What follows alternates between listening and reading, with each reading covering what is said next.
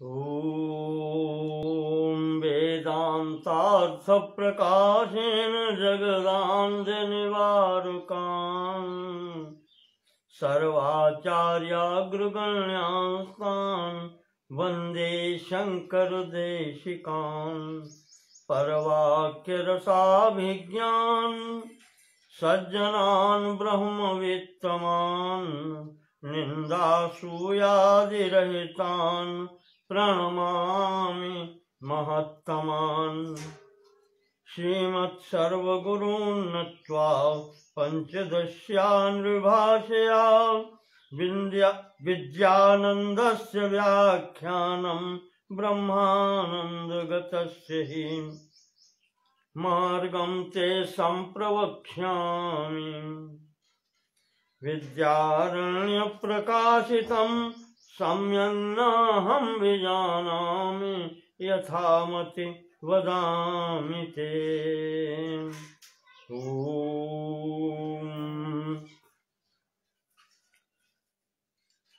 श्रीमद् विद्यारण्य मुनिवर्य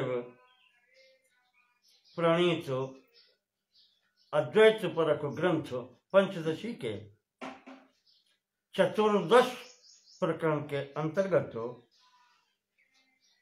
अब स्वामी जी विद्यानंद अर्थात ब्रह्म का ज्ञान प्राप्त करने के उपरांत या ब्रह्म साक्षात्कार के उस ब्रह्म तत्व के ज्ञान से उत्पन्न आनंद का वर्णन करते हैं, जिसको उन्होंने विद्यानंद या उसको ज्ञानानंद भी कह सकते हैं। योगेन आत्म विवेकेन द्वैत मिथ्यात्व चिंतया।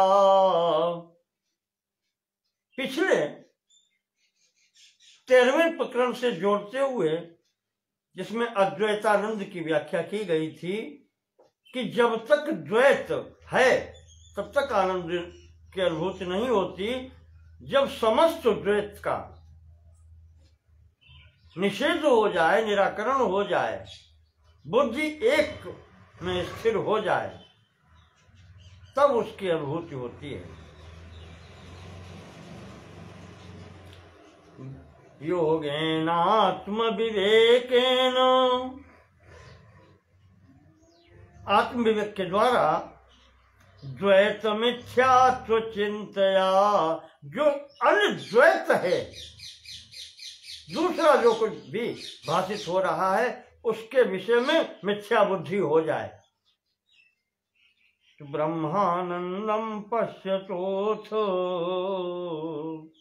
जो ब्रह्म का साक्षात्कार हो चुका है, ब्रह्मानंद का साक्षात करने के उपरांत अब जो प्राप्त आनंद है, जिसको हम ज्ञान से प्राप्त ज्ञानानंद अथवा विद्यानंद कहते हैं, उसका विवरण प्रारंभ करते हैं। विषयानंद वद विद्यानंदो धीवृत्ति रूप कहा। आपको याद होगा पीछे हम विषयानंद की बात कर चुके हैं, वहां पर निजानंद की और विषयानंद की बात कर चुके हैं।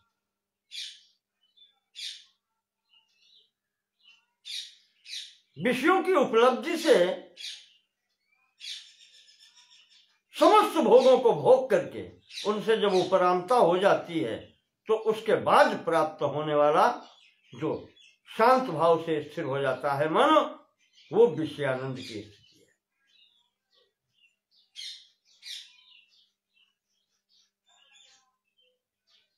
और जैसे सुषुप्त के पूर्व का क्षण और सुषुप्त के जागृत के सुषुप्ति और जागृत के मध्य का क्षण जब सो करके उठता है, वो स्थिति उस ब्रह्मानंद की झलक के निजानंद स्वरूप की होती है। समस्त विषयों के से रोक करके, मन का निग्रह करके, विषयों की अनुपस्थिति से जो उत्पत्ति होती है वो निजानंद है, और विषयों के होते हुए, विषयों के भोग उपरांत मन के शांत होने के पश्चात जो उत्पत्ति होती है वो विषयानंद है। सब एक ही है, एक ही ब्रह्मानंद के ये सब नाम है पृथक। तो विषयानंद बद विद्यानंदो धीवृत्ति रूप कहा। विषयानंद के तरीके से ये विद्यानंद भी जो है ये धीवृत्ति रूप कहा, ये एक बुद्धि विलास ही है, बुद्धि की वृत्ति ही है। दुखा भावादि रूपेण प्रोक्त एष चतुर्विधा। सबसे तात्पर्य ये है कि दुखों से आत्यंतिक निवृत्ति ही लक्षित है। दुखों से आत्यंतिक निवृत्ति हो जाए, दुखों का पुनरावर्तन न हो, वो स्वरूप की स्थिति उदासीनों वो स्थिति को प्राप्त कर लेना ही, उसमें जो आनंद की प्राप्ति है, यही सबका लक्ष्य है। और स्वामी जी कहते हैं कि दुख अभावादि रूपेण, दुखों का अभाव से जो प्राप्ति होती है, कहते हैं इसको 4 प्रकार का कहा गया है। प्रोक्त एष चतुर्विधा, ये 4 प्रकार का कहा गया है। कौन कौन सा? दुखाभावस्य कामाप्ति कृत्यो हम इत्यसौ प्राप्त प्राप्यो अहम इति एव चातुर्विध्यम उदाहृतम। इसकी अनुभूति 4 प्रकार से होती है, इस कारण से ये 4 प्रकार का कह दिया है। प्राप्ति एक ही की होती है, सुख की प्राप्ति। प्रथम स्थिति है दुखा भावा। दुखा भावा, दुख का अभाव हो जाना प्रथम। दूसरा कामाप्ति ही, संपूर्ण कामनाओं की तृप्ति हो जाना। जो भोग हैं उन संपूर्ण भोगों का प्राप्त हो जाना, पूर्ण काम हो जाना, आप ऐसे कह रहे हैं। और तीसरा है कृतकृत्यो अहम, मैं कृतकृत्य हो गया, ये भाव आ जाना कि अब और कुछ नहीं, जो करना था हो गया। और चौथा भाव है प्राप्त प्राप्यो अहम एव, जो मुझे प्राप्त करना था वो मैंने प्राप्त कर लिया, ये भाव।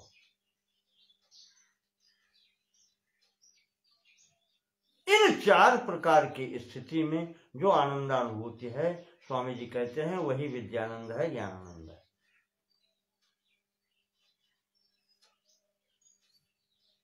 दुखों का अभाव, कामनाओं की पूर्ति हो जाना, कृतकृत्यता की अनुभूति हो जाना, प्राप्तव्य की प्राप्ति का अनुभव हो जाना, बस। ये चारों भाव में जो स्थिति होती है वो विद्यानंद की है, ज्ञानानंद की हो जाता है। ये चारों भाव 4 प्रकार से होता है। ऐहिकं चामुष्मिकं चेत एवं दुखम दुधैरितम। अब दुखा भाव जो बताया है, दुखों का अभाव, कहते हैं वो दुख 2 प्रकार के हैं। एक तो ऐहिक, इस लोक के, और आमुष्मिकम, परलौकिक, जो यहां नहीं है, कहीं है, यानी पारलौकिक। 2 प्रकार के दुख कहे गए हैं। निवृत्तम ऐहिकस्याह बृहदारण्यकं वचः। कहते हैं बृहदारण्यक उपनिषद में इनका जो इस लोक के दुख हैं, ऐहिक दुख जो हैं, उनका वर्णन बृहदारण्यक में आया है।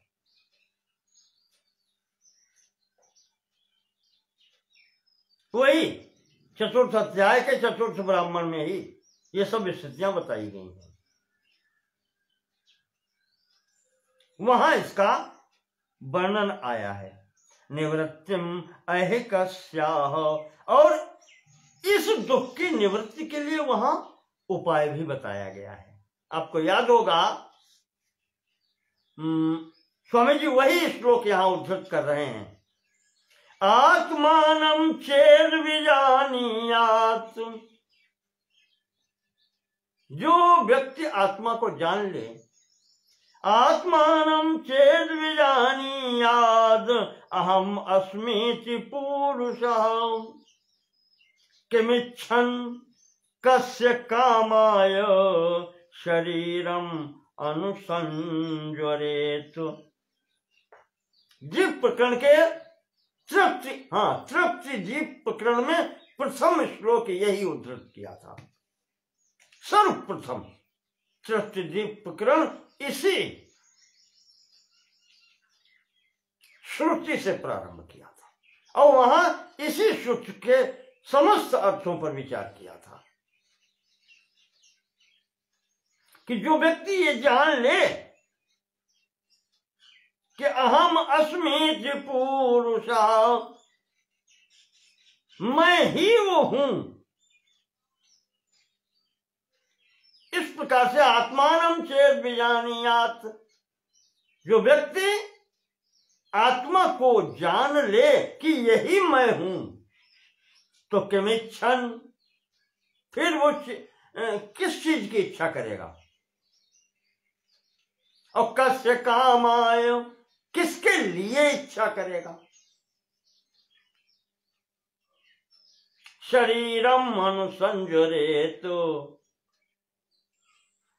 शरीरों को प्राप्त करने के लिए क्यों भागा फिरेगा। विभिन्न प्रकार के शरीरों में जाकर के ज्वर ताप प्राप्त करने की क्यों इच्छा करेगा।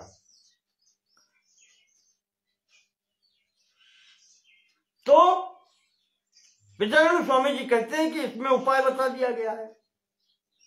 आत्मानं विजानीयात्, आत्मा को जान लो, दुखों से निवृत्ति हो गई।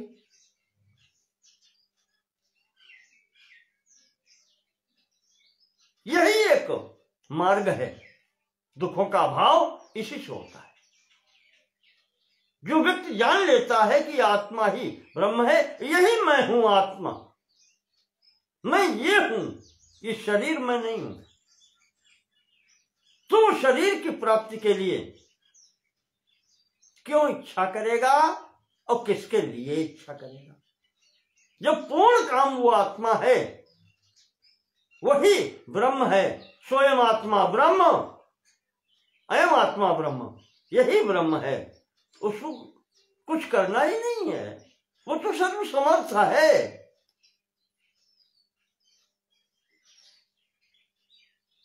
कुछ प्राप्त करना नहीं है,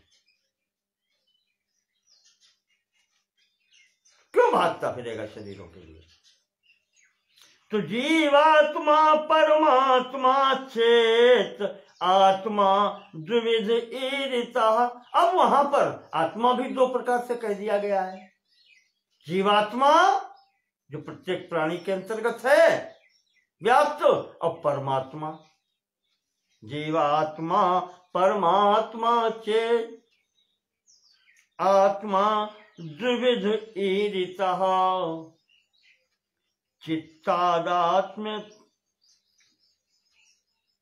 चित्तादात्म्या त्रिभिर्देहैर्जीवः संभोक्तां व्रजेतु।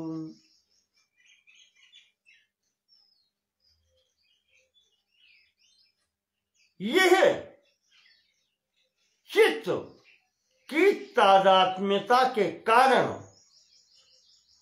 किनसे? त्रिभिर्देहैर, 3 प्रकार के देहों से उस चैतन्य की तादात्म्यता के कारण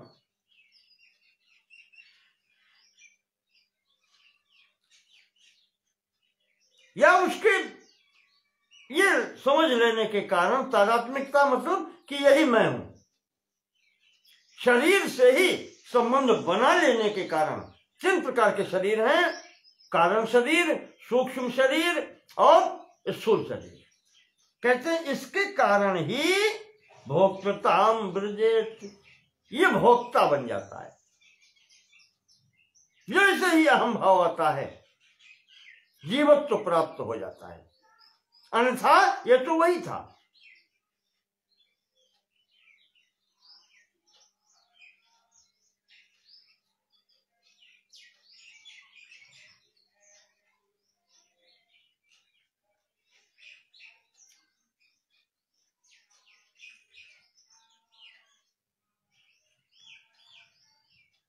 इस मांगने की प्रवृत्ति ने ही तो मुझे दास बना दिया है, सीधे कहेंगे।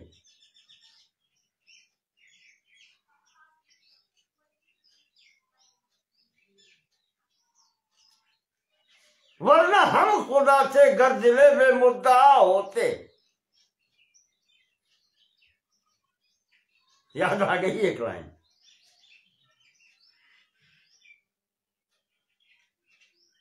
सरापा आरजू होने ने बंदा कर दिया मुझको। जो आरजू आ गई, जो कामना आ गई, इसमें फंस जाने के कारण यह जीव निकृष्ट हो गया, बंदा हो गया। वरना हम खुदा थे, गर जिले में मुद्दा होते, अगर दिल में कोई चाहत न होती, जाको कछुन चाहिए सोई शाहंशाह, तो हम तो फिर खुद ही खुदा थे।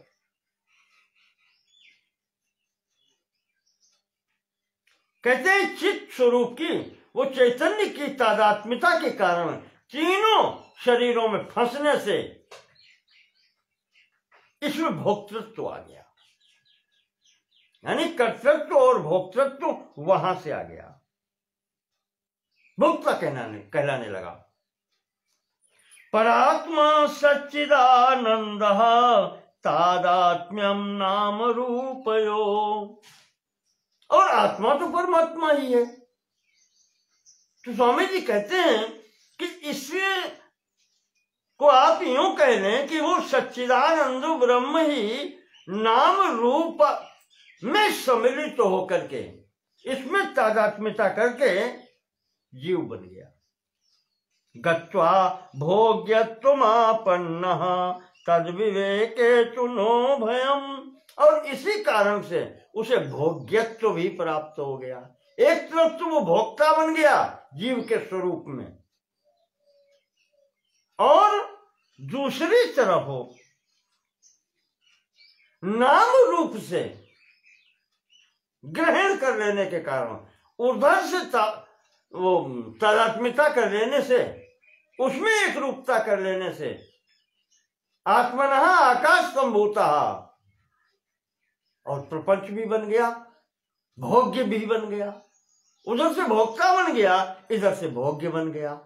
तीनों शरीरों से तादात्म्य करके भोक्ता भाव आ गया, और नाम रूपात्मक जो दृश्य प्रपंच है, जड़ प्रपंच है, उससे तादात्म्य करके भोग्य बन गया, वस्तु बन गया।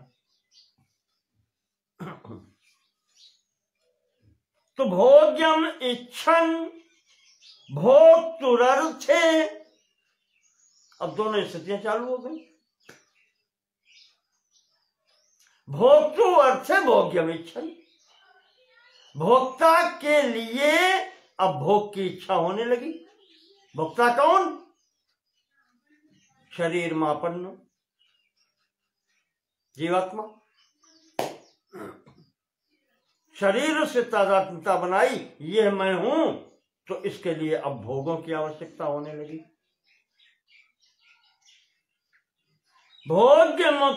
भोग्यमिच्छन भोक्तुरर्थे भोक्ता के लिए, शरीरम अनुसंजरेत, ये विभिन्न प्रकार के शरीरों के पीछे भागने लगा और इनमें जो कष्ट है फिर वो कष्ट भोगने लगा।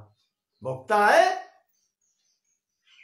जब भोक्ता है तो सुख भी भोगेगा और दुख को भोगेगा, वो भी तो भोगना पड़ेगा। इस शरीर के साथ में जो दैहिक दैविक भौतिक तापा, जो दैहिक ताप हैं वो भी भोगने पड़ेंगे थे, वो तो शरीर के साथ लगे हैं, शरीर के धर्म हैं। ज्वरास्त्रिषु शरीरेषु, ये ज्वर जो हैं, ये जो कष्ट हैं जिनको वो उठाता फिरता है शरीरों में, इन तीनों शरीरों में कष्ट है। स्थिता, इस शरीरों में स्थित है कष्ट। न तो आत्मनो ज्वरा, ये ज्वर ये कष्ट आत्मा में कहीं है ही नहीं, किसी भी स्थिति में आत्मा में नहीं है। ये जितने भी ज्वर हैं या जितने भी ये कष्ट हैं ये शरीरों के हैं, शरीरों में हैं। कौन कौन से हैं आपको बता रहे हैं। व्याधयो धातु वैषम्य, स्थूल शरीर का, सप्त धातुएं इसमें बताई जाती हैं। रक्त, मज्जा, मेदा, अस्थि, त्वचा आदि।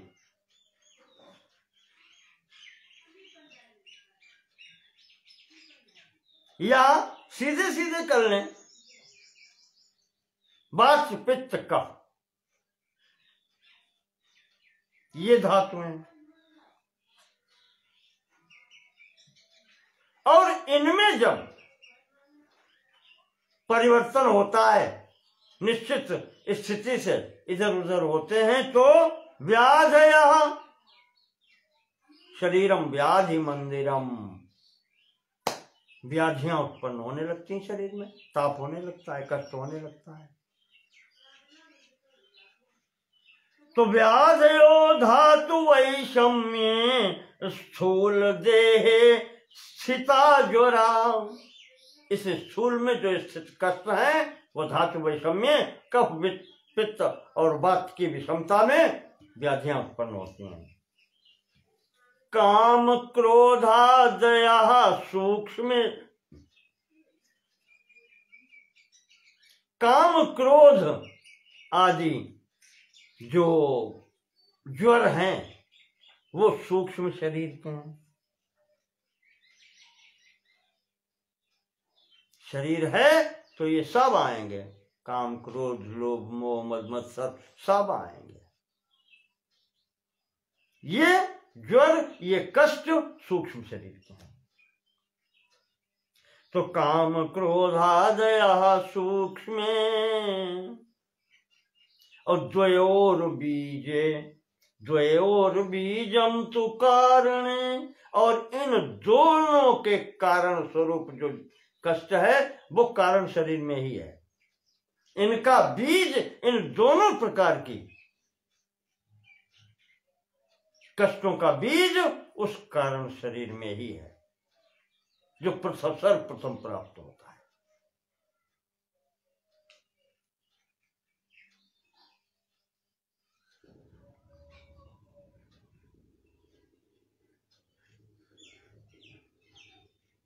ये उसमें ही है। काम क्रोधादिक, इसको आपने आध्यात्मिक जो दुख बताए गए हैं,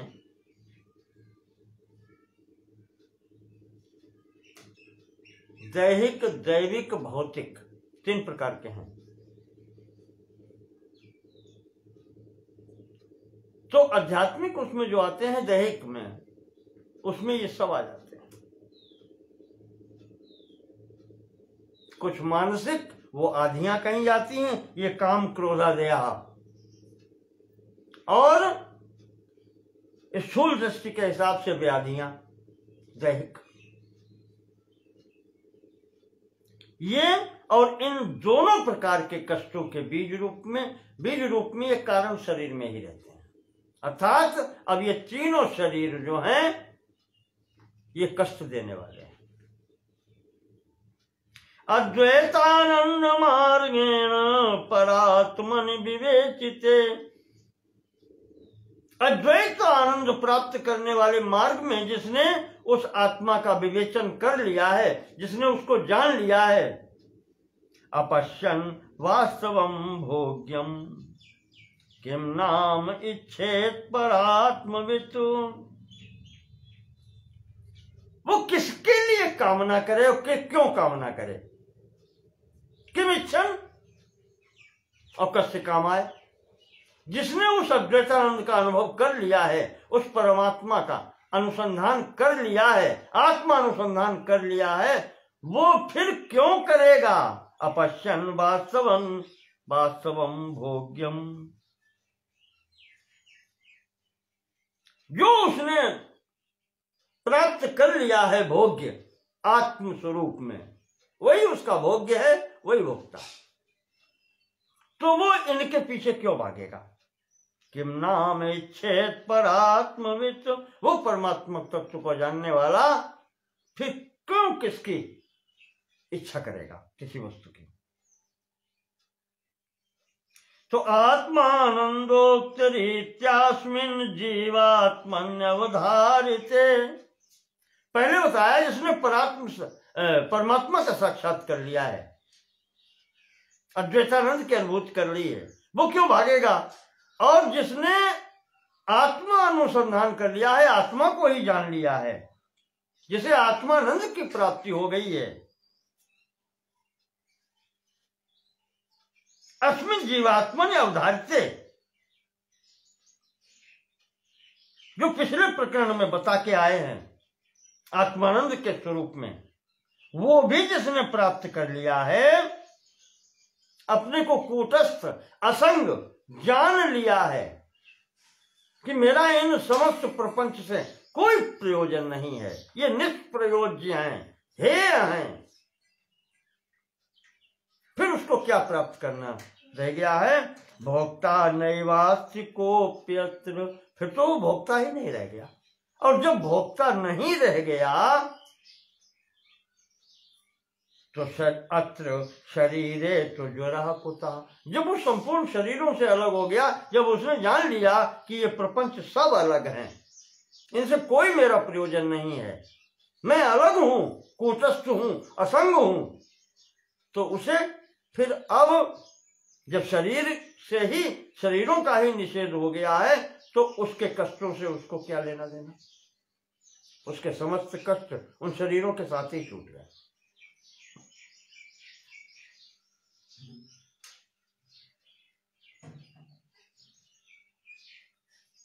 पुण्य पापद्वये चिंता दुखम आमुष्मिकम भवेत्,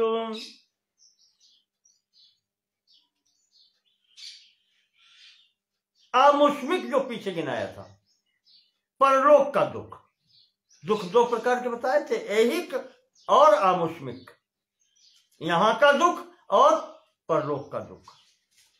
कहते हैं परलोक का दुख कैसे सताता है। पुण्य पाप द्वये चिंता, पुण्य की चिंता और पाप की चिंता, ये दो चिंताएं करता हुआ व्यक्ति परलोक में दुख की अनुभूति करता है। प्रथमाध्याय एवोक्तम चिंता नैनम तपेद इति, ब्रह्मानंद का जो प्रथम प्रकरण आया था उसमें ही बता दिया था कि समस्त चिंताएं छोड़ दे व्यक्ति, वहां ही कह दिया था न पाप की चिंता करे न पुण्य की चिंता करे, क्योंकि जब वो करता नहीं है तो भोक्ता कैसे होगा। ज्ञानी को पाप पुण्य की चिंता इसलिए होती ही नहीं है। यथा पुष्कर पर्णेस्मिन् अपामश्लेषणं तथा, जैसे पुष्कर पर्ण, पुष्कर माने कमल, पर्ण पत्ता, जैसे कमल का पत्ता है, एक तो वो जल में डूबता भी नहीं है। अपाम श्लेषणम यथा अपाम अश्लेषणम यथा, अगर उसके ऊपर एक बूंद जल पड़ भी जाए, पहली बात तो वो जल के ऊपर है, जल में डूबता नहीं, यानी नीचे से भी जल कोई प्रभाव नहीं डालता, और ऊपर से अगर पत्ते पर पड़ भी जाए तो उसका भी प्रभाव नहीं पड़ता, बिल्कुल वैसा का वैसा ही जल बिंदु रखा रहता है, और हवा चले तो लुढ़क के अलग हो जाता है। जल से वो चिपकता नहीं है, अश्लेषणम। तो वेदनाद ऊर्ध्वमागामी कर्मणो श्लेषणम बुधे, वेदनाद ऊर्ध्वम, जब ब्रह्म साक्षात्कार हो गया, उसकी जानकारी हो गई, तो उसके बाद में जितने भी कर्म होने वाले हैं उनका ठीक उसी जलबूंद के समान, जैसे पत्ते पर नहीं चिपकता है, उसी प्रकार उस ब्रह्मवेत्ता से उन कर्मों का कोई लेना देना, कोई प्रयोजन नहीं रह जाता। वो उससे चिपकता नहीं है, आप ऐसे कहना, उसका उससे कोई स्वार्थ और परमार्थ नहीं रह जाता।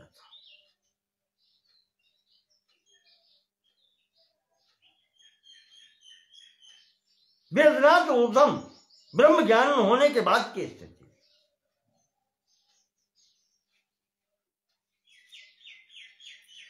इसी का तृणतूलस्य, ये बात बताई है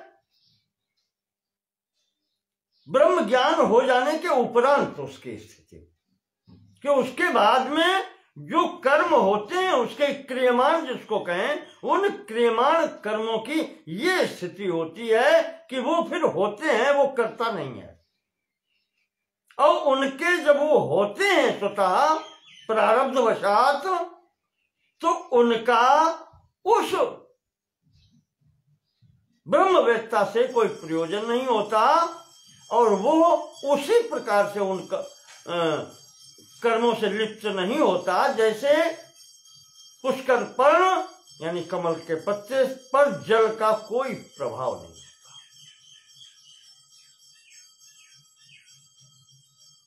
ये क्रियमाण कर्म के, ब्रह्म ज्ञान प्राप्त करने के बाद के, पहले का क्या हुआ? इसी का तृणतूलस्य, अपने इशिक, आप कहें उसको जिसमें सींकें निकलती हैं, हमारे यहां उसकी झाड़ू भी बनती है, वो पौधा जहां होता है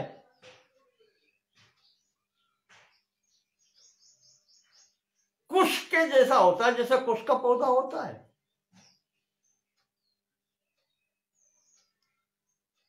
बिल्कुल ठीक देखने में लगभग ऐसा ही लगता है, और इसमें अंदर एक सींक निकलती है, उसी कहते हैं सींक। उस सींक में ऊपर जब वो निकलती है, फूलती है, बरसात के बाद में वो पौधे में वो सींक जो निकलती है वो फूलती है, तो उसके ऊपर वो रुई जैसी मालूम पड़ती है, अगर हाथ लगाए मुलायम जैसा मालूम फूल जो उसका होता है, वो इस प्रकार से बाली या फूल उसको कह लें, रुई जैसा मुलायम होता है, और जरा सी उसको आंच दिखा दें, अग्नि दिखला दें, तो पूरा का पूरा एक बार में फट से हो जाता है, जल जाता है। तो इसी का तृणतूलस्य वह निदाक्षणाद यथा, जैसे वो इसी का फूल, वो सींक का ऊपर का फूल जो है, अग्नि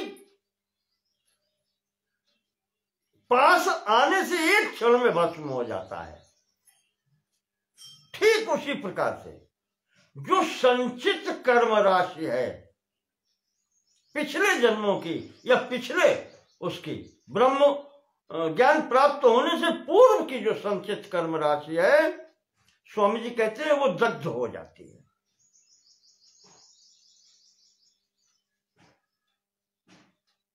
ज्ञानाग्नि दग्ध कर्माणम, संभवतः गीता में भी आया है, समाहुर पंडितम बुधा। ज्ञान रूपी अग्नि से जिसके समस्त कर्म समाप्त हो चुके हैं, दग्ध हो चुके हैं, जल चुके हैं।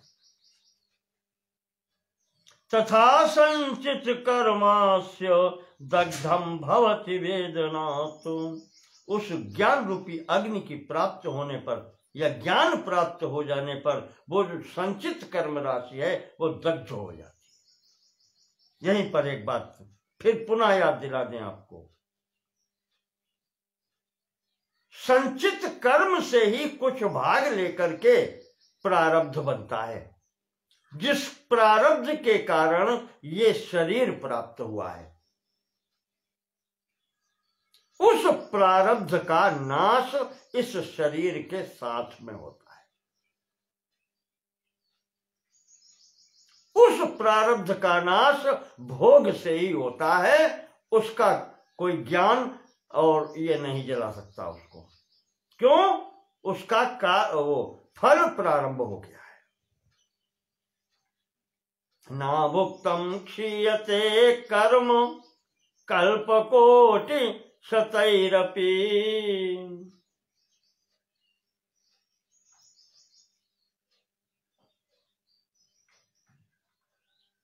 जो प्रारब्ध प्राप्त हो गया है वो समाप्त नहीं होता है, शरीर से उसका भोग करना ही पड़ेगा। अवश्यमेव भोक्तव्यम कृतम कर्म शुभाशुभम।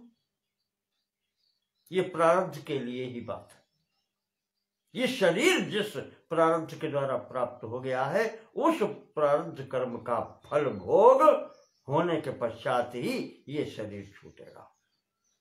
शेष जो संचित कर्म हैं वो ज्ञान के कारण दग्ध हो गए, उनका कोई फल अब आगे नहीं होगा। कहने के तात्पर्य यह है कि इस शरीर के बाद में फिर अन्य शरीर आपको नहीं लेना पड़ेगा। और यहां जब तक ज्ञान प्राप्त हो गया है, उसके बाद में जो कर्म अब इस प्रारब्धवश के कारण होते रहते हैं, उनका भी कोई प्रभाव नहीं होगा। क्योंकि उसमें किमिच्छन कस्य कामाय, न कोई इच्छा रहती है न कोई कामना रहती है। वो तो फिर होते हैं, फिर वो करता नहीं है। यथैधांसि समिद्धोऽग्निर्भस्मसात् कुरुते अर्जुन। गीता में भगवान ने ये चुका है, यथैधांसि समिद्धोऽग्निः। जिसे भली भांति जो प्रज्वलित अग्नि है वो ईंधन को राख बना देती है जला करके। यथैधांसि समिद्धोऽग्निर्भस्मसात् कुरुते अर्जुन। श्री कृष्ण ने अर्जुन से कहा है, ठीक उसी प्रकार ज्ञानाग्नि सर्व कर्माणि भस्मसात् कुरुते तथा। वो ज्ञान रूपी अग्नि जो है, वो तत्व ज्ञान रूपी अग्नि जो है, समस्त कर्म राशि को जला देती है, प्रारब्ध छोड़ करके। ये याद रखिएगा। यस्य नाहंकृतो भावो, जब भोक्तापन ही समाप्त हो गया, ब्रह्म ज्ञान हो गया तत्व ज्ञान के बाद में, यस्य नाहंकृतो भावो, उस शरीर में उसका अहम भाव रह ही नहीं गया। अहम भाव न अस्मिन् शरीरे। बुद्धिर्यस्य न लिप्यते, तो उसकी बुद्धि फिर उसमें लिप्त नहीं होती। जब भावना ही समाप्त हो गई कि शरीर मैं हूं, तो शरीर के अंतर्गत ही तो बुद्धि है। आत्मा जब कूटस्थ असंग है तो वो निर्लिप्त, हत्वापि स इमान लोकान न हंति न निबध्यते। कहते हैं अगर वो पूरी संसार का भी संहार कर दे तो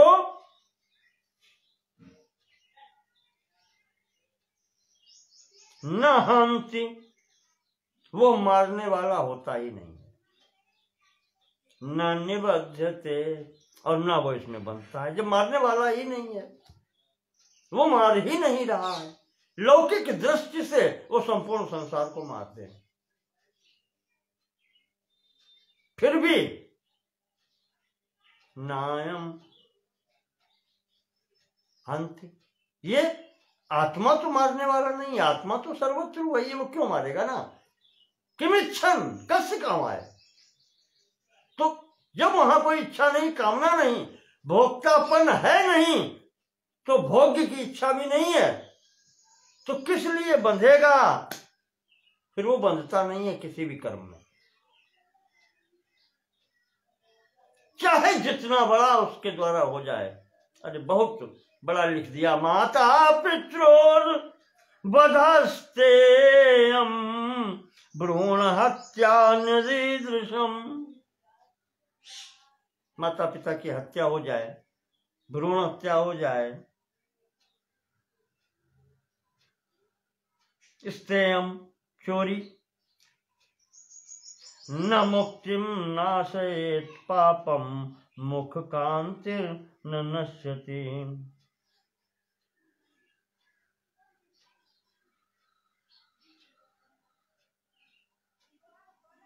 कोई भी पाप कर्म, ये बड़े से बड़े पाप कर्म गिना दिए, ये पाप कर्म भी उसको मुक्त होने से रोक नहीं सकते। न मुक्तिम नाशयेत, उसकी मुक्ति का नाश नहीं होता। मुख कांतिर न पश्यति न नश्यति, उसके मुख का तेज समाप्त नहीं होता। वैसे तो कोई पाप करता ही नहीं है, पर अगर प्रारब्धवश कुछ हो जाए तो उसका तत्व ज्ञान के पश्चात उसके उन कर्म फलों का भी उसके ऊपर कोई प्रभाव नहीं होता। बहुत विचित्र बात है। एक बात याद रखिएगा, जब कर्तापन का भाव नहीं रहेगा तो भोग होने पर भी कष्ट नहीं होगा। बस बात यही, विचार की बात, विचार की है, विचार की ये है कि ये शरीर जब कर्म करेगा तो ये शरीर ही भोगेगा। अंदर बैठा हुआ मैं न तो कर रहा हूं, जब मैं कर नहीं रहा तो मैं भोगूंगा क्यों। बस यही है यहां पर समझना, ये कैसे होता है। संपूर्ण ज्ञान देने का तात्पर्य यहां पर ये है। जैसे लोग कह देते हैं अरे भगवान सब कुछ कराता है, हम तो कुछ करते नहीं। कोई गलत काम हो जाए तब कहते हैं ना। यहां इस मनुष्य की तो स्थिति विचित्र है, करे और सिद्धि प्राप्त हो जाए तो मैंने किया, और सिद्धि प्राप्त न हो, उसमें कोई विघ्न लग जाए तो अरे अब भगवान की ऐसी इच्छा थी, तब भगवान की इच्छा थी, सफलता मिल जाए तो मैंने किया। तो मरेगा कौन? जिसने किया।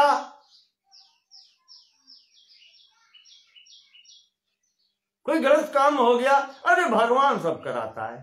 अरे भगवान सब कराता है तो उसका दंड जो होगा वो भी तो भगवान का दिया है, उसी भाव से वो भी लो। भगवान ने अगर कर्म कराया तो भगवान का ही दंड है, उसी भाव से लो उसको। रोकते क्यों हो? एक संत कहते थे, या मैंने कुछ इस्लाम धर्म वालों से सुना है कि बिना उसकी मर्जी के यहां पत्ता नहीं हिलता, करने कराने वाला वो है। जब करने कराने वाला वो है तब तुम रोते क्यों हो? अच्छा बताओ। इसी का बहुत अच्छा एक संत ने जवाब दिया था कि जब उसमें उसकी मर्जी के बिना यहां पत्ता हिलता नहीं है तो तुम उसे क्यों हिलाते हो? तुम्हें तकलीफ वहीं पर होती है, कष्ट वहीं होता है जब वो पत्ता तुम हिलाने का प्रयास करते हो, तुम कर्ता बनने का प्रयास करते हो। जो कर्ता बनने का प्रयास करते हो तो भोक्ता स्वयं तैयार है, भोग तो करना पड़ेगा। जो कर्ता होता है वही भोक्ता होता है, कोई अंतर यहां पर नहीं पड़ता। जब ईश्वर की मर्जी के बिना पत्ता नहीं हिलता तो तुम उसको क्यों हिलाने में जुटे हो? और अगर तुम हिलाओगे उसको तो वो तो तुम्हें देखना पड़ेगा।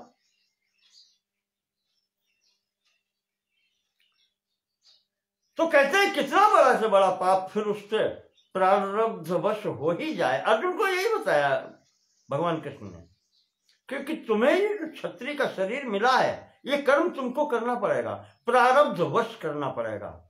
ये शरीर तुमने केवल इसीलिए पाया है कि ये संघात तुम्हारे हाथ से होना है। मर्जी से करो तो होगा, बिना मर्जी करो तो होगा। इसमें तुम ये सोचना बंद कर दो कि मैं संहार कर रहा हूं। बस इस गीता का संपूर्ण सार ये है, अहम करता, ये भाव छोड़ दो। तुम्हें कुछ भी नहीं होगा। बहुत अच्छी बात है, भगवान ने कितनी कर दी। यत् करोषि यदस्नासि यज्जुहोषि ददासि यत् तपस्यसि कौन्तेय तत् कुरुष्व मदर्पणम्। ला दे दे, जो भी तू कर रहा है वो मुझे अर्पण कर दे। नारायणायेति समर्पयेत् तत्, योगीश्वर श्रीमद् भागवत में कहते हैं व्यक्ति जो कुछ भी संसार में करता है या करे वो भगवान को समर्पण कर दे। भगवान कहते हैं मैं देने वाला हूं तो मैं लेने वाला भी हूं, तू दाता बन तो दे। तो मैं केवल पुण्य ही नहीं लेता, मैं पाप भी लेता हूं अगर तू हृदय से दान कर दे।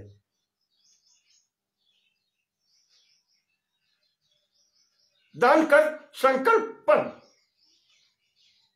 दान तो कर, पाप और पुण्य दोनों दान कर दे। मैं दोनों लेता हूं। यत् करोषि यदस्नासि यज्जुहोषि ददासि, सब आ गए इसमें पाप पुण्य। दे दे मैं तेरे सब लेता हूं। क्या बात है। मुश्किल कुशा है रूबरू जिसने तुझे पंजा दिया, वो बुला रहा है मेरी तरफ आओ, तो चलता नहीं है।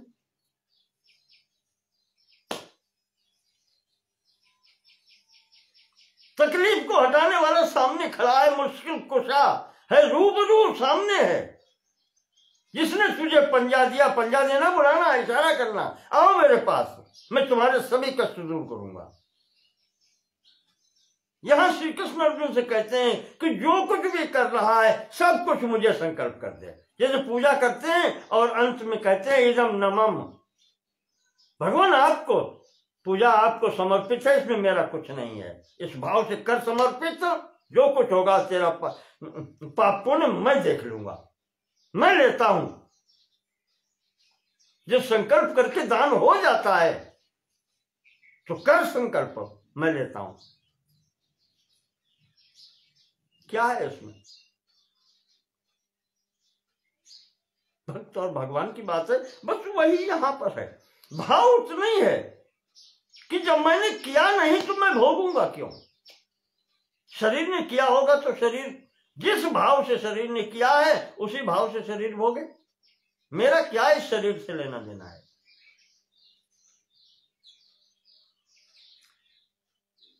दुखा भाव बदेवास्य सर्व कामाप्तिरीरिता।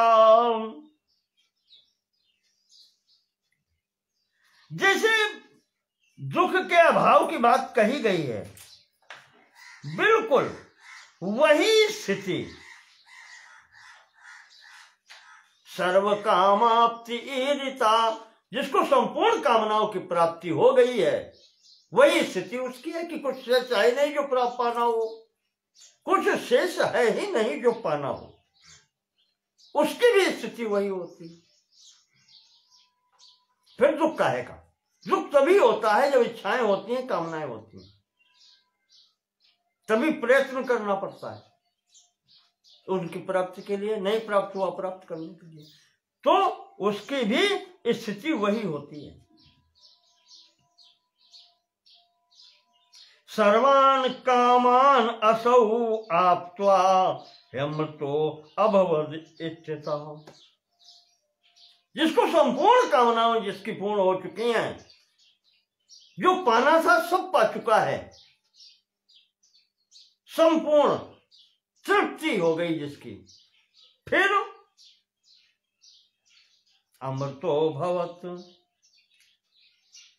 वो अमर हो जाता है, ये भी श्रुति कहती है।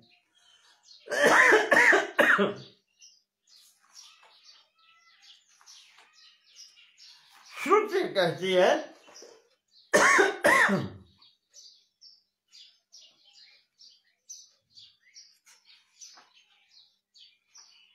वहां पर जो आया है,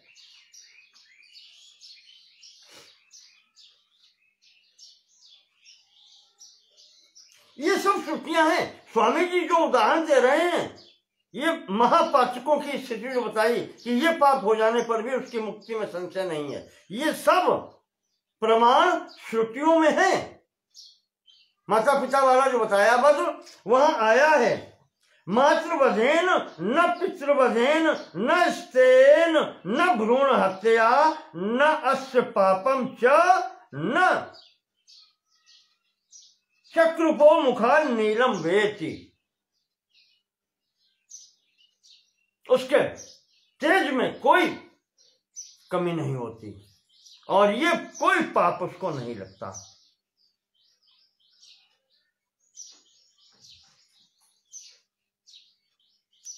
और ये बता रहे हैं जिसकी संपूर्ण कामनाएं पूर्ण हो चुकी उसको फिर अमर हो जाता है। कैसे?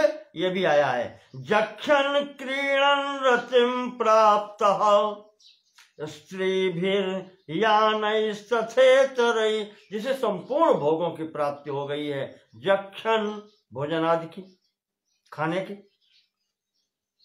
क्रीडन खेलने से,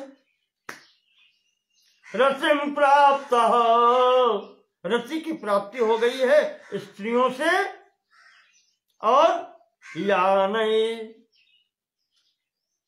जो यान है, जो वाहन है, इच्छित वाहनों की भी प्राप्ति हो गई है।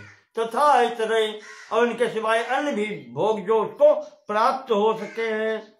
शरीरम न स्मरेत प्राण कर्मणा जीवेदमुम,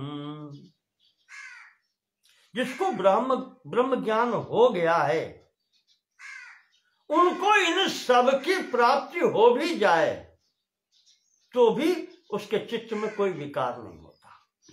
कहने के तात्पर्य वो इनको भोगते हुए भी नहीं भोगता है, क्योंकि वो जानता है ये सब मिथ्या है, प्रारब्धवश। जैसे राजा जनक का उदाहरण दिया जाता है, विदेह समस्त राज्य कार्य करते हुए भी वो किसी से लिप्त नहीं है, क्योंकि वो जानते हैं ये सब कुछ नहीं है। मिथिलायाम प्रदिग्धायाम न में ज्वलति कश्चन नर, व्यास जी ने परीक्षा ली, मिथिला में आग लगा दी, योग बल से आग जलते जलते महलों तक आ पहुंची। व्यास जी दिखलाते हैं, जनक जी ने कहा कि महाराज मिथिलायाम प्रदिग्धायाम, मिथिला अगर जल रही है, महल मेरा जल रहा है, इसमें मेरा क्या जल रहा है? न में ज्वलति कश्चन, मेरा कुछ भी नहीं जलता। ये स्थिति तो वही यहां पर है, चाहे वो कुछ भी करें, उस संपूर्ण क्रियाएं उसकी जो है देह तक है, वो आत्मा तक उनकी पहुंच नहीं है। करता हुआ जो दिखाई पड़ता है संसार में, वो वास्तविक में करता कुछ नहीं है।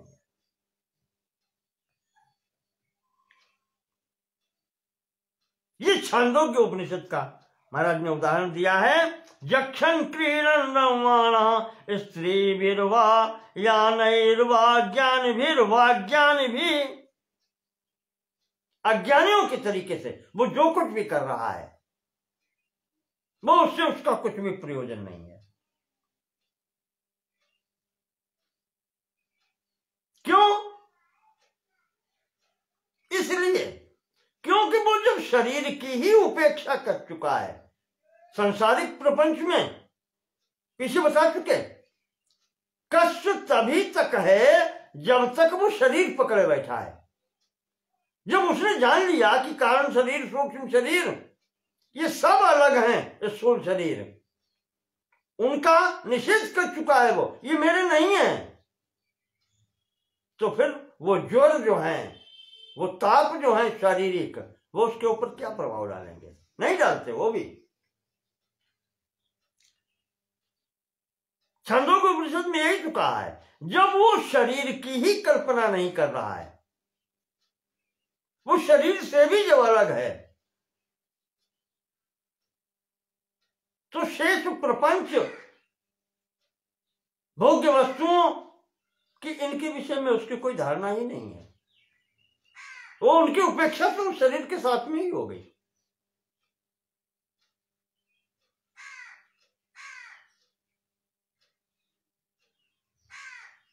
जिसने शरीर का ही निषेध कर दिया तो उसके लिए प्रपंच में कोई वस्तु फिर रही नहीं गई।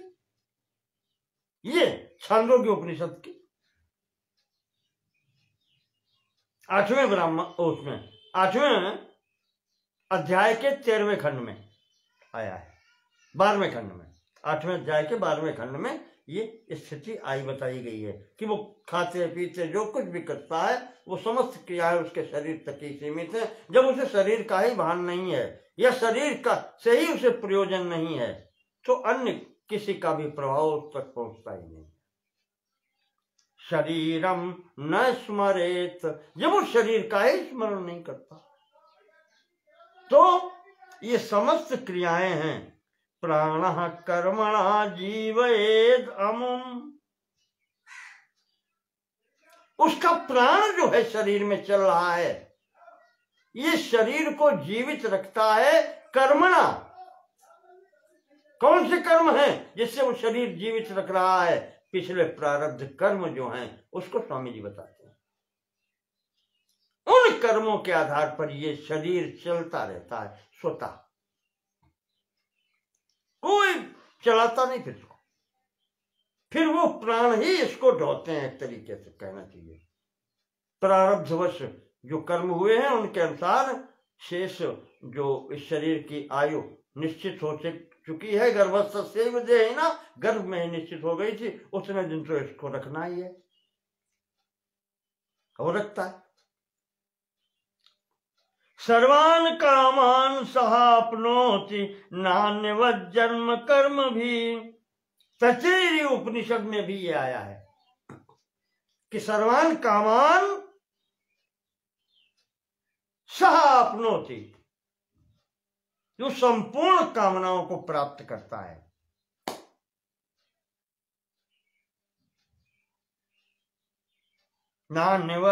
नान्यवत् जन्म कर्म भी वर्तन्ते श्रोत्रिये भोगा युगपत क्रम विवर्जिता।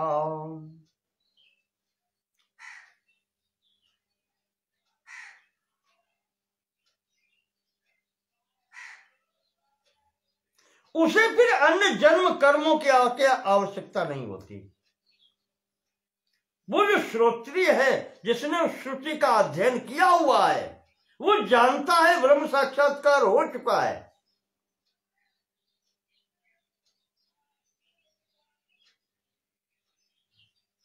जो जितने भी उस प्रारब्ध वश भोग शेष रह गए हैं वो सब वहीं उसी जन्म में उसको, इस शरीर वाले सब प्राप्त हो जाते हैं। उसमें फिर कुछ शेष नहीं रहता जो अन्य जन्म और उसके वो चिंता करे। चिंतन करने के लिए कुछ रह ही नहीं जाता। युवा रूपी च विद्यावान निरोगो दृढ़ चित्तवान।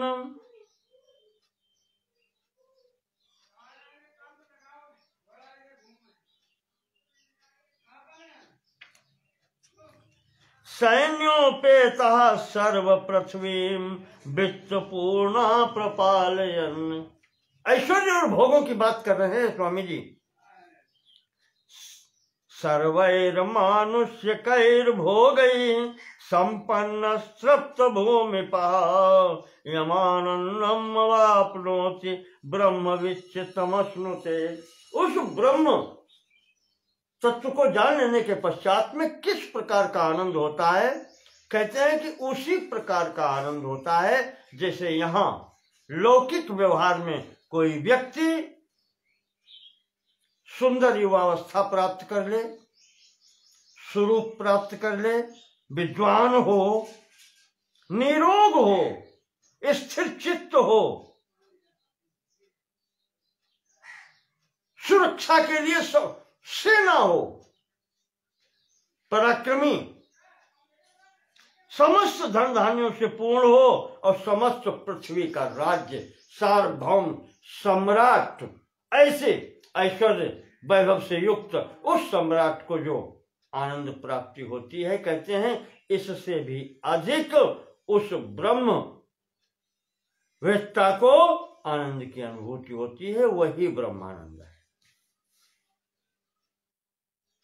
सर्वमानुष्य कैर्भोगैः, मनुष्य को प्राप्त होने वाले संपूर्ण भोगों को प्राप्त करके वो यम आनंदम आपनोति, वो जो आनंद प्राप्त करता है सार्वभौम सम्राट, उससे भी अधिक या वही सुख यह ब्रह्मवेत्ता प्राप्त कर लेता है। मर्त्य भोगे द्वयोर नास्ति कामस्तृप्तिरतः समा भोगान्निष्कामतैकस्य परस्यापि विवेकतः। उस ब्रह्मवेत्ता को और उस सार्वभौम सम्राट को कहते हैं दोनों को इस लोक के किसी सुख की फिर कामना नहीं रहती। सार्वभौम सम्राट समस्त भोगों को भोग चुका है, जानता है इसके सिवाय और यहां कुछ है नहीं, तो उसे भी कोई कामना हो नहीं होती। और वो जो ब्रह्मवेत्ता है, जिसने ब्रह्मानंद की अनुभूति कर ली है, उसे भी किसी सुख की कामना नहीं होती। दोनों की स्थिति एक होती है।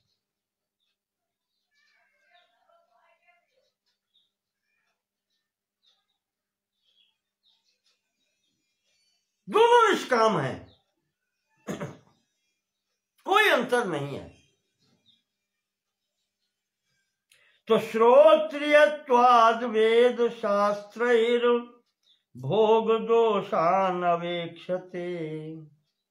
जो श्रोत्रिय है, जिसने वेदों का पठन पाठन किया है, गुरु से उपदेश पाया है, वो जानता है कि जितने यहां ये भोग हैं वह उनके दोषों को जान गया है। सब क्षणिक है, कोई स्थायी नहीं है, क्षणिक है। यहां के जितने भी सुख हैं, और जो सुख स्थायी नहीं होता वो परिणाम में दुख देने वाला होता है। इसलिए वो सुख भी दुख ही है। ये सुख को भी दुख जान करके वो छोड़ देता है। यहां के जो क्षणिक सुख है उसमें यही सबसे बड़ा दोष है। भोग दोषान अवेक्षते, वो उनके अवगुणों को देख लेता है। राजा बृहद्रथो दोषांस्तान गाथा विरुदाहरतु।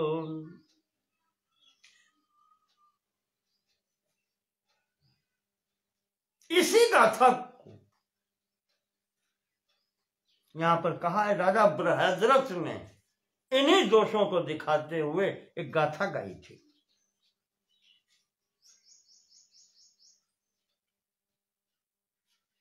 गाथा गाई थी, ये सूची में ही कहीं आया है, उसी का थोड़ा सा यहां पर उल्लेख करते हैं कि देह दोषां चित्त दोषान। क्या गाथा गाई थी, ये कहां से दोष आते हैं? देह दोषान चित्त दोषान भोग्य दोषान अनेक साव। एक तो देह के दोष, इससे दुख प्राप्त होते हैं। चित्त दोषान, विचारों के दोष से, चित्त के दोष से कष्ट प्राप्त होते हैं। और भोग्य दोषान, भोग्य जो वस्तुएं हैं उनके दोष से भी कष्ट प्राप्ति होती है।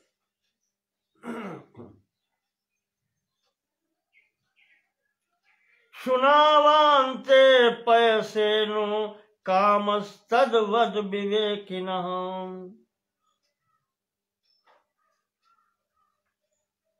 सुनो सुनाम वांते, वांते वमनम, कौन से कह लो उसको, जैसे कुत्ता वमन कर दे, वो श्वान, वो कुत्ता जो अधिक खा गया है वो उसको उल्टी हो जाए, वमन हो जाए।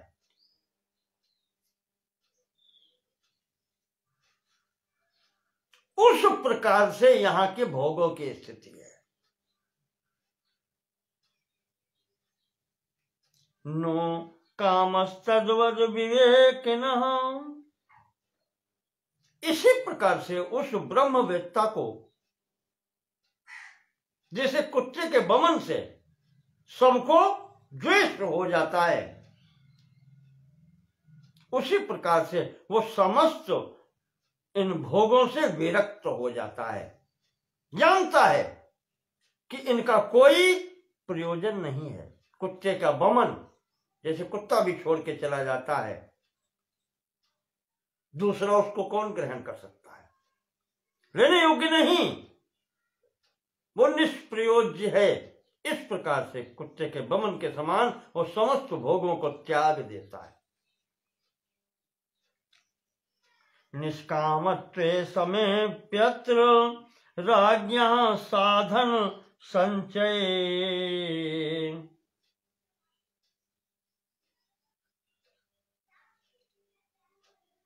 यहां तुलना करते हैं स्वामी जी, जो पीछे बता चुके हैं कि वो सार्वभौम सम्राट जिसको समस्त भोगों की प्राप्ति हो चुकी है, उसे जो आनंद है वही ब्रह्मवेत्ता को प्राप्त आनंद जैसा है। पर कहते हैं कि ब्रह्मवेत्ता का आनंद उससे बढ़कर के है। कैसे, उसके लिए दे रहे हैं। निष्कामता में दोनों एक जैसे हैं। निष्कामत्वे समेप्यत्र राज्ञः साधन संचय दुखम आसीद।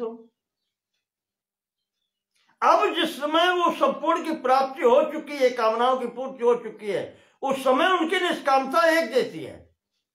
पर विचार करो कि राजा ने भोग के साधन जो उसको प्राप्त हो चुके हैं वो उसने कैसे जुटाए। क्या स्वतः प्राप्त हो गए? नहीं। राजा बनने के लिए राजा के योग्य काम तो करने ही पड़ेंगे, तभी राजा बनना होता है। तो राजा बनने के लिए कितना कष्ट उठाना होता है, और उसमें भी संपूर्ण भोगों की उपलब्धि के लिए उसने कितने कष्ट उठाए होंगे, उसका विचार करो। यह दुखम आसीत, वो जितना दुख उठा करके उसने वो भोग प्राप्त किए हैं, और फिर आज वो सुख में है, आनंद प्राप्ति है। पर एक बात बताओ, भविष्य में नष्ट न हो जाए इसकी उसे चिंता है कि नहीं? करनी पड़ेगी। भोग उसने कष्ट से जुटाए, अभी वो सुख में है, पर उसे सुख में होते हुए भी यह कष्ट है, चिंता रूपी कष्ट है कि ये भोग नष्ट भी हो सकते हैं, कोई छीन भी सकता है। दुखम आसीत साधन संचय, इन समस्त साधनों को जुटाने के लिए उस राजा को जो कष्ट हुआ था, और भाविनाशादि इत भी अनुवर्तते, और उनके नष्ट, उन भोग संसाधनों का नष्ट हो जाने की चिंता भी उसको सदैव लगी रहती है।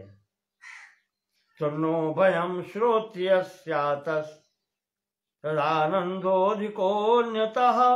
तो अब दोनों का आनंद एक जैसा कैसे हुआ? श्रोत्रिय को, उस ब्रह्म ज्ञान प्राप्त श्रोत्रिय को ये कोई कष्ट नहीं होता। उसने जो प्राप्त कर लिया है वो अक्षय है, उसका कोई ले नहीं जा सकता, उसमें कोई कमी नहीं हो सकती, चाहे जो कुछ हो जाए।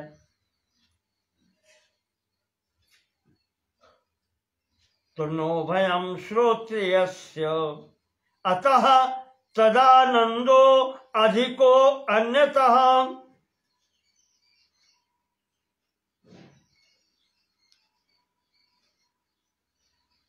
ये दोनों कष्ट, इतना कष्ट साधन जुटाने में राजा को हुआ है, और इसके नाश की चिंता में वो रक्षण करने में लगा हुआ है।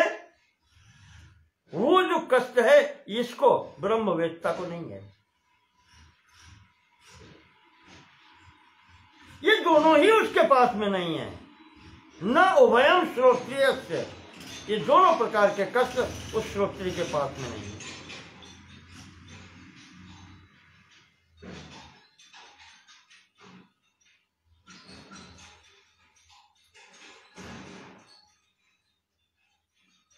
गंधर्वानंद आशास्ति रागो नास्ति विवेकिना। और उस राजा को अपना वो आनंद बनाए रखने के लिए सदैव प्रयत्नशील रहना पड़ता है।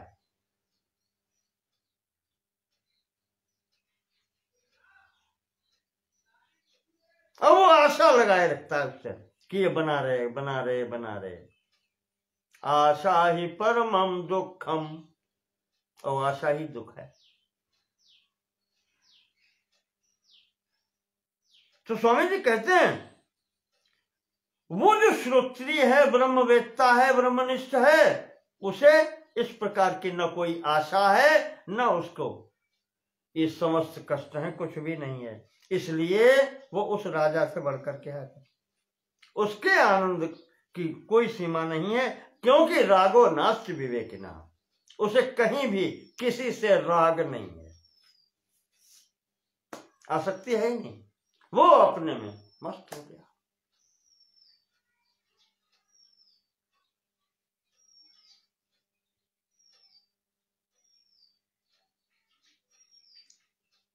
गंधर्व जो एक जाति मानी जाती है, बहुत सुखी मानी जाती है। यद्यपि कष्ट वहां भी होते हैं। यहां पर स्वामी जी ने उन देवताओं की श्रेणियां गिनाई हैं कि अस्मिन् कल्पे मनुष्यासन पुण्य पाक विवेकता। यहां इस लोक में रहते हुए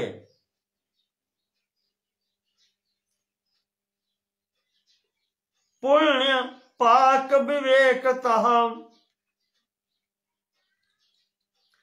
किसी पुण्य के करने से उसको गंधर्वत्वम समापन्नो, उसे गंधर्व लोक की प्राप्ति हो जाती है, वो गंधर्व बन जाता है। तो सब मर्त्य गंधर्व उच्यते, उसे मर्त्य गंधर्व कहते हैं। जो गंधर्व लोक में जाता है, मनुष्य लोक से पुण्य के बल से गंधर्व लोक को प्राप्त करता है, उसको वहां मर्त्य गंधर्व कहा जाता है। ये इस कल्प की बात है। पूर्व कल्पे कृतात् पुण्यात् कल्पादौ एव चेत् भवेत्। पिछले कर्म या पिछले कल्प, कल्प का मतलब ब्रह्मा जी का दिन,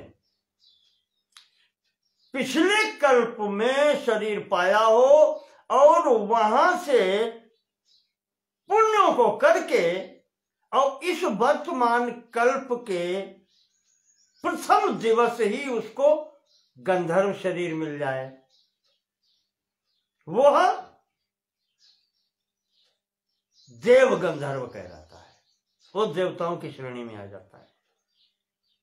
और पहले जो बताया मर्त्य, वो इसी जन्म में, इसी कल्प में अपने किसी प्रकार से पुण्य हो गए और इसी में मनुष्य शरीर छोड़ के गंधर्व लोक की प्राप्ति हो गई, तो वो मर्त्य गंधर्व कहा जाता है, अर्थात बीच में प्राप्ति हुई है।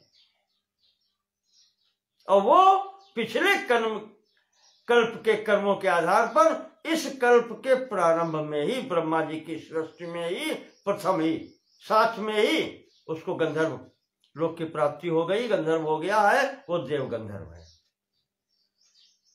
अस्मिन् कल्पे अश्वमेधादि कर्म कृत्वा महत्पदम अवाप्याजान देवैर्या पूज्यास्ता कर्म देवता। इसी कल्प में जिसने अश्वमेधादि यज्ञ कर लिए हैं और देवलोक में पहुंच गए हैं, अवाप्याजान देवैर्या, वो आजान देव कहे जाते हैं,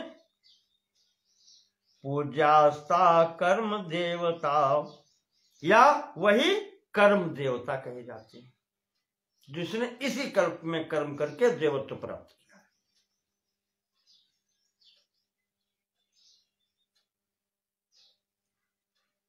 यमाग्नि मुख्या देवा शिव ज्ञातावेन्द्र बृहस्पति प्रजापतिर्विराट प्रोक्तो ब्रह्मा सूत्रात्म नाम कहम। यहां पर मुख्य रूप से यम अग्नि मुख्य देवा शिव, ये मुख्य देवता गिनाए हैं। ज्ञाता, ज्ञातौ इंद्र बृहस्पति, इंद्र बृहस्पति आदि इनके प्रजा, ज्ञातौ इनके परिवार के, और उसके बाद में प्रजापति यानी प्रजापति, विराट प्रोक्तो जिसको विराट स्वरूप कहते हैं, इस स्थूल प्रपंच के अभिमानी देवता, और ब्रह्मा सूत्रात्म नाम का जिसको हिरण्यगर्भ कहते हैं, ब्रह्मा कहते हैं, वो भी।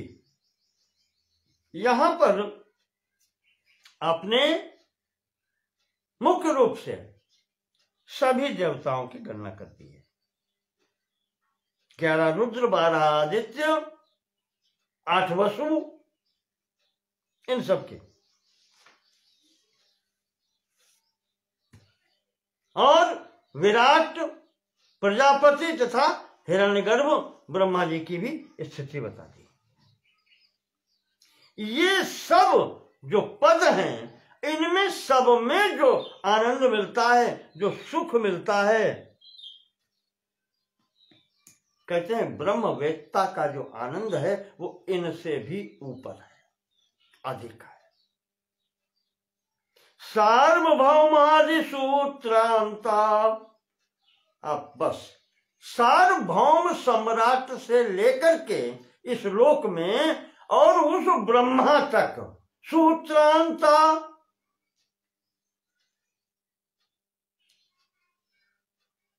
सूक्ष्म शरीरधारी प्रथम व्यक्तित्व ब्रह्मा, वहां तक उत्तरोत्तर कामिनः, ये सब कामी हैं,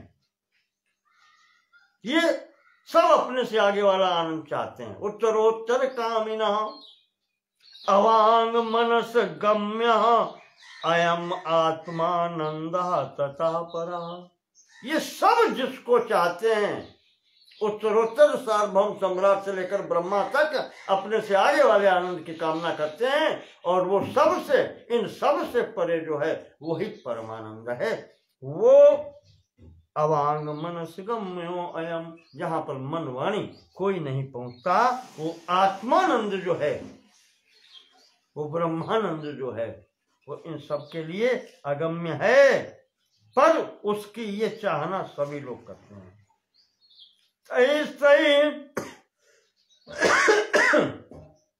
तैस्तैः काम्येषु सर्वेषु सुखेषु श्रोत्रियो यतः निष्प्रहस्तेन सर्वेषाम् आनन्दाः सन्ति तस्य ते।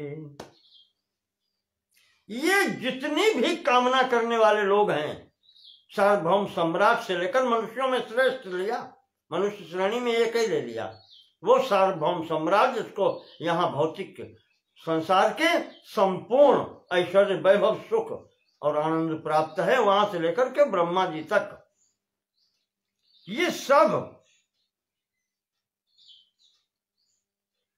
आदि वाले सुख की कामना करते हैं, अर्थात इनको सबको चिंता रहती है।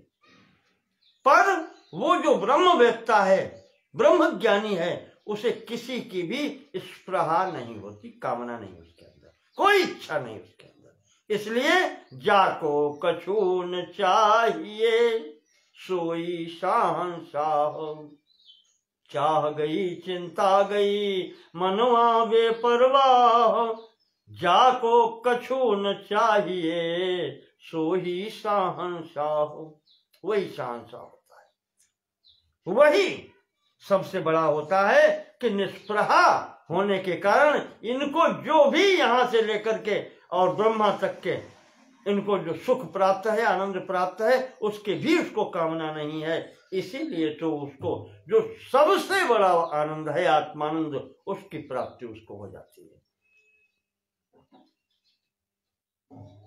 अकेले श्रुति उस ब्रह्मानंद, ब्रह्म साक्षात करने वाले को उस इन सब से बड़े आनंद की प्राप्ति हुई है, वही ब्रह्मानंद है।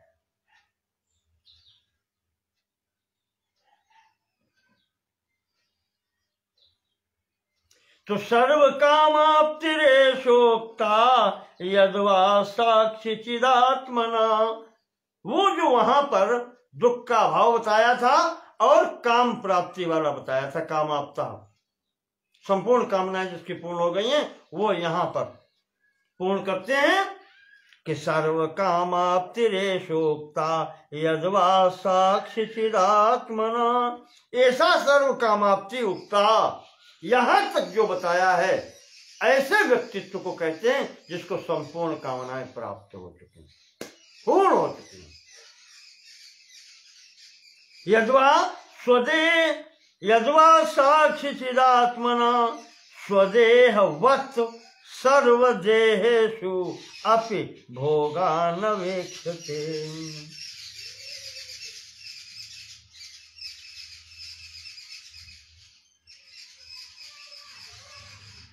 जैसे मनुष्य शरीर में, मनुष्य लोक में वो सार्वभौम सम्राट होकर के समस्त भोगों को भोग लेता है, ठीक उसी प्रकार वो ब्रह्मवेत्ता जो है, ब्रह्मज्ञानी जो है, वह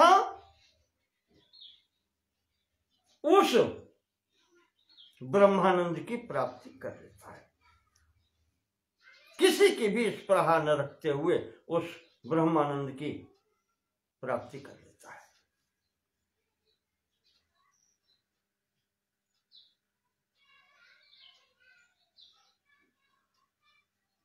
इस प्रकार से यहां पर उस कामाप्ति की बात बताई, जो 4 प्रकार के बताए थे, वहां पर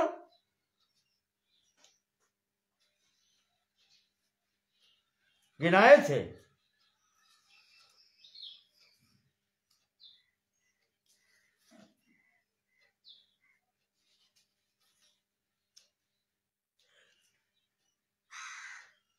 दुख का अभाव, दुखाभावस्य कामाप्ति, दुख का विवरण दे दिया, दुख का अभाव बता दिया कैसे होता है, और कामाप्ति, कामनाओं की पूर्ति कैसे होती है, कहते हैं इन सबसे आगे है वो। ब्रह्मज्ञानी को ये सब प्राप्ति हो चुकी है। अब रह गया कृत्यो अहम और प्राप्त्यो अहम। इसका आगे करेंगे, तो हम यहां पर अब इसको स्थगित करते हैं। शेष अगले खंड में आपको बताएंगे। आज का प्रसंग यहीं स्थगित करते हैं। ये विद्यानंद प्रकरण है। ब्रह्मवेत्ता को किस प्रकार से, कैसे उस परमानंद की प्राप्ति होती है, ब्रह्मानंद की प्राप्ति होती है, उसकी बात चल रही है। धन्यवाद। नमो नमः।